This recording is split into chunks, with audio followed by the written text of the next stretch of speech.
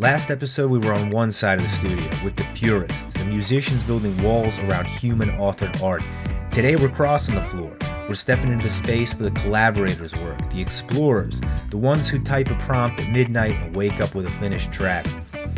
Your studio might not look like a studio at all. Maybe it's your laptop and a kitchen table, a cheap interface, and a cloud-based AI tool that does 10 minutes what used to take 10 days.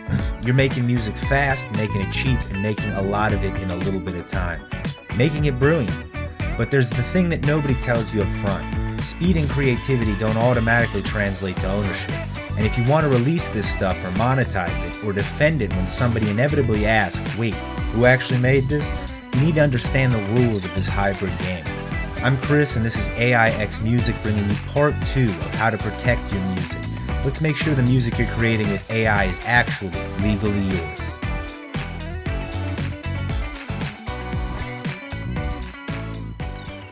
Here's what you're walking away with today. A clear understanding of how copyright works when AI is part of your creative process. You'll learn what counts as human authorship, what platform terms actually mean for your rights, and how to register your AI-assisted work in a way that holds up legally. We're going to talk about the gray areas, the places where the law is still catching up, and give you practical steps to navigate them. By the end, you'll know how to document your process, prove your creative input, and claim ownership over the hybrid music that you're making. This isn't about whether AI is good or bad for music. It's about making sure that when you create something, you actually own it. Act 1, the baseline nobody actually wants to hear. So let's start with an uncomfortable truth. Imagine this. You open up an AI music platform, type in a prompt, chill lo-fi beat with jazz piano and rain sounds. You hit generate, and 10 seconds later, a fully formed track appears. Bassline, drums, melody, atmosphere, it sounds pretty good, really good. And you didn't play a single instrument. You didn't write notation, but you had the vision, right? You described it. You made it happen. Legally, though, that track isn't yours. The U.S. Copyright Office has been pretty explicit about this, and in 2025, they reaffirmed what they've been saying for a while: works entirely generated by AI, where a human didn't contribute creative authorship, cannot be copyrighted. Human authorship is the baseline. No human input, no copyright protection. And I know what you're thinking, but I did something, came up with the idea, I chose the style, I prompted it into existence, and yeah, that matters, but from a legal standpoint, not enough on its own. Think of it like this. You hire a photographer to take your portrait, and you don't automatically own the photo just because you showed up in post. The photographer owns it. They made the creative decisions about lighting, composition, framing. You were part of the process, but you weren't the author. With AI, it's similar. If the machine is doing all the creative heavy lifting, generating the melody, arranging the chords, and producing the sound, and you're just giving it instructions, legally, you're closer to client commissioning work than an artist creating it. But here's the key. It doesn't have to be that way. If you can show that you contributed creative input, actual authorship, not just direction, you can claim copyright. The trick is understanding what counts as sufficient creative input and then documenting the hell out of it. This matters because without copyright, you cannot enforce your rights. You can't stop someone from using your track. You can't license it. You can't sue for infringement if somebody rips it off. You're creating art that legally exists in a kind of no man's land. And for a lot of AI creators, that's a very rude awakening because the process feels creative. It feels like authorship, but the law doesn't really care about your feelings. It cares about the proof. So let's talk about what that proof looks like. Act 2, what counts as human authorship? So if you want to claim copyright on AI-assisted music, you need to inject yourself into the process in a way that is documentable. You need to be the director, not just the audience. So let's break it down in what actually counts as human creative input. The stuff that moves you from I prompted this to I authored this. First, you wrote the lyrics or the melody. Even if the AI arranges them, layers them, and then produces them, if the core idea came from you, that is still yours. You can hum a melody into your phone, feed it into AI to orchestrate, and as long as the melody is your creation, you've got authorship over that element. Second is prompt engineering and iterative refinement. This one's nuanced, so just typing "make me a sad song" isn't going to cut it, but if you're crafting detailed prompts, generating multiple versions, selecting specific elements, and refining the output through a series of deliberate choices, that starts to look like creative decision and direction. You're shaping the result, and the AI is becoming more of a tool, but you're one wielding it with intention. This is not a surefire guarantee of a copyright, but leads you in a closer direction. Third, you perform something that feeds into the AI. Your vocals, your guitar or drum loop, if you're recording actual human performance and using AI to process it, enhance it, or build around it, that performance is yours. The AI might add layers, but the foundation is still human-made. Fourth is post-production and editing. This one is big: mixing, layering, EQ, and automation, rearranging sections. So if you're making artistic decisions after the AI generates something, you're authoring the final product. You are curating and crafting, and that counts. The Copyright Office calls these things sufficient creative input, and the threshold is not perfectly defined. It is still being tested in courts and registration cases. But the general principle is, if you can demonstrate that human creativity shaped the work in a meaningful way, that's a better shot at claiming. Here's an analogy. I think of AI like a really advanced synthesizer. If you program a synth patch, for example, or play a melody on the keyboard, and then you record it, you own that recording. Now, the synth generated the sound, but you made the creative decisions with that sound. AI is similar. It's a tool that executes your vision, but the vision still has to be yours. Now, this is where documentation becomes everything, because saying I directed this process is not the same as proving it, and you need evidence. So save your prompts, screenshot your iterations, export stems, keep notes on why you made certain choices. If you tweaked the arrangement or wrote over the AI-generated melody or recorded your own vocals on top of it, you need to document that. Every piece of evidence strengthens your claim that a human was the author. Because if someone ever challenges your ownership or you need to register the work, you're going to need to show your work, literally. Act 3, platform rights versus copyright. So this is kind of where things get tricky, and honestly, this is where a lot of AI creators end up getting burned. Because a platform says you own the music that you create. It doesn't mean that you legally enforceably own it in a copyright sense. Platform ownership and copyright are not the same thing, and understanding that distinction could save you from a world of hurt down the line. So let's talk about the specifics. All right, so this is where things get tricky, and this is honestly where a lot of AI creators get burned. So just because the platform says that you own the music that you created, it does not mean that you own it in a legal, enforceable, and copyright sense. Platform ownership and copyright are not the same thing, and understanding that distinction could save you a world of hurt down the line. So let's talk about the specifics. If you're on the free tier, for example, of Suno, Suno retains ownership of the songs that you generate. You can use them for non-commercial purposes like sharing them on your personal feed, but you do have to attribute it to Suno. So you're not really owning anything. You're licensing it from them for your personal use. Now, if you upgrade to a paid tier like Pro or Premier, Suno says you own those songs and it grants you a commercial license to monetize them. That sounds great, right? But the catch is, even on paid plans, Suno still retains certain rights to use, license, and potentially train future models on the content that you generate. And this is critical. Just because Suno says you kind of own it doesn't mean the work is eligible for copyright protection. So if the output is entirely AI generated with no human authorship, it's still not copyrightable under US law.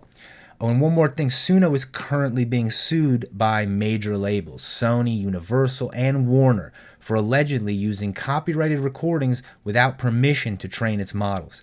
So if that lawsuit goes badly, it could impact the enforceability of any rights that they claim to have granted you. Udio's terms say you retain ownership of the content that you generate, which also sounds better, but they also explicitly forbid using copyrighted material or third-party IP in your prompts. So if you're trying to make something in the style of specific artists, you are potentially violating their terms and setting yourself up for trouble.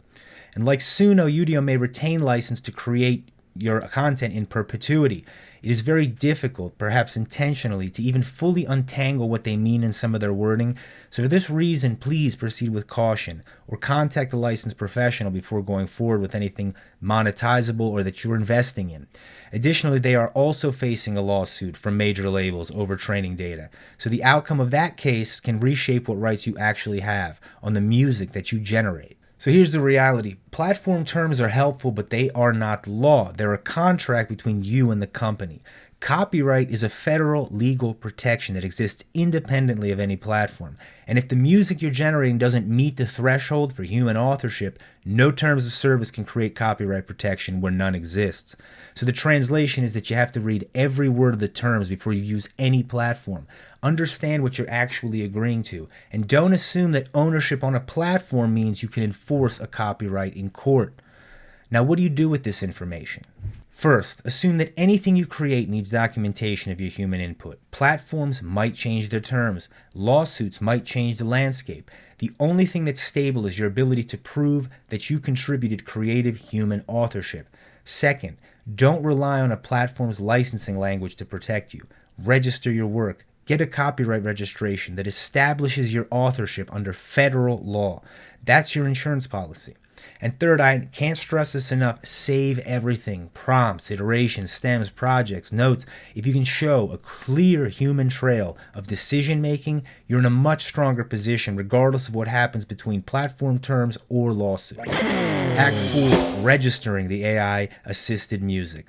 So let's get into the mechanics. Registering AI-assisted music isn't wildly different from traditional work, but there are a few critical differences, especially around disclosure. So step 1 is to go to copyright.gov and create an account. Just the same as before. The interface is still not going to win any awards, but it's going to get the job done.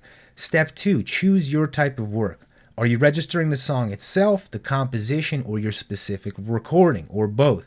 If you're registering the composition, which is the melody, the lyrics, and the harmonic structure, you'll choose musical composition.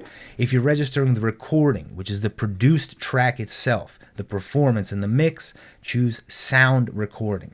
And remember, if the work is unpublished, you can bundle both into one registration and save money. Check out part 1 for a little bit more of a detailed dive into that segment. Step 3, disclose AI use. This is where AI creators need to pay the most attention. The Copyright Office requires you to disclose which parts of the work are AI generated.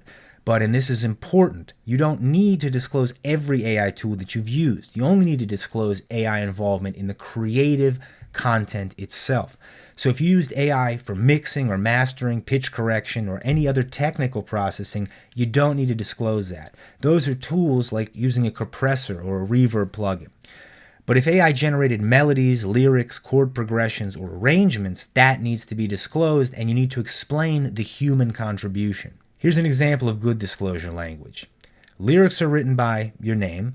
Instrumental arrangement generated using AI software with editing, mixing, and creative decisions by your name. Or melody and vocal performance by you.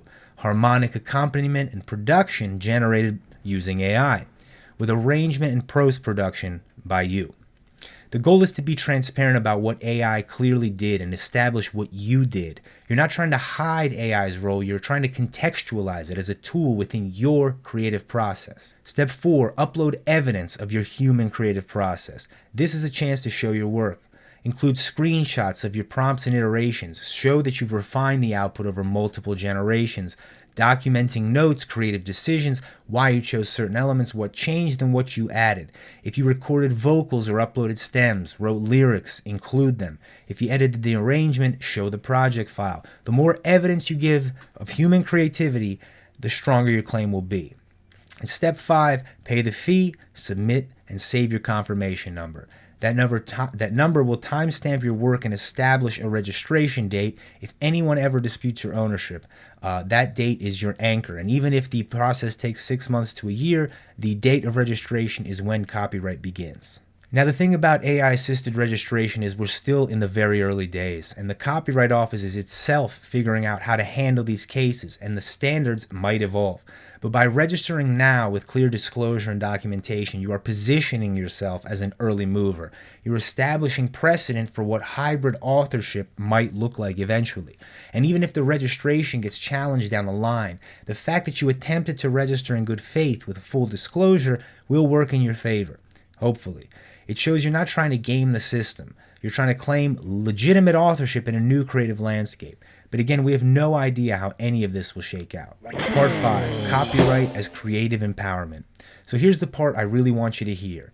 Copyright isn't just a defensive move. For AI collaborators, it's permission to create boldly. When you register your work, when you establish that it's you, the human, or the author, you unlock a whole new range of possibilities.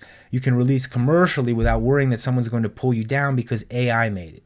You can license your tracks to games or films or TV shows, and you can protect yourself from other people claiming ownership of your work. You can build a catalog that you actually control. And there's a bigger picture here. Every time you register AI-assisted work with proper disclosures, you're helping shape the future of music copyright. Courts, lawyers, and policymakers, they're all watching these early cases, trying to figure out where the line is between human authorship and machine generation. And by registering and documenting, by proving your creative input, you're contributing to that conversation. You're defining what AI collaboration means for the next generation of creators. Think of it like this. We're in the early days of a new medium. When photography was invented, people debated whether it could be art at all, whether a photographer was an author or just someone operating a machine. Eventually, the law recognized that humans behind the camera make creative choices, and those choices constitute authorship. AI music is going through the same evolution, and the creators who document their process, who prove their humanity is embedded in the work, they're the ones who will define how this new medium gets treated legally into the future. So yes, register your work, but also recognize that you are doing more than protecting one song. You're asserting that hybrid creativity, human vision plus machine execution, is legitimate authorship, that it deserves some protection, and that it is the future, and you are helping build it. Alright, so let's bring it on home in closing. Today we covered the baseline truth that works entirely generated by AI cannot be copyrighted, but if you contribute meaningful human creativity, lyrics, melody, directing, editing, you can claim authorship. We talked about platform rights versus actual copyright and why you can't legally rely on the terms of service to protect you. We walked through registration step by step with a focus on disclosure and documentation, and we reframed copyright not as a legal burden but as a tool for creative empowerment. Remember, just because you can use AI at almost every step of the process doesn't mean you need to.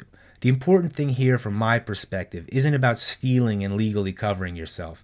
This should be for people who are giving an honest, full-faith effort in trying something new with their music. Though we won't be able to stop what will probably become an inundation of slop at some point, we can contribute authentically to the new era that we've entered. Hopefully you'll join me in that. So before we go, I'd love you to chew on one question, and if you've got thoughts, please drop them in the comments so we can discuss them next time. Could AI collaboration expand your creativity in ways that you haven't explored yet?